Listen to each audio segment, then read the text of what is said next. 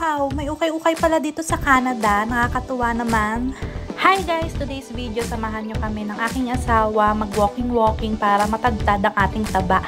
Alam nyo ba kung anong laman ng backpack ng aking asawa? Ang laman niyan ay bomba. Char lang. Actually, ang laman po niyan, puro requirements namin. Kasi nandito po kami ngayon sa H&R Block ng Victoriaville para mag-asikaso ng papers namin para sa tax ko at tax niya. Almost 20 minutes din ang lakad. Nakaramdam ako ng gutom nung nakita ko yung McDonald's. At sabi ko sa asawa ko, gusto ko kumain sa McDonald's, AJ ko. Please, bukas na ako magda-diet. Thank you Lord, craving satisfied ang buntis. Char lang. Isa talaga sa pinaka-paborito namin ni AJ ko ang french fries. Tinry ko din yung vanilla McCafe ng McDonald's pero parang hindi ko trip yung lasa. Ang pangit.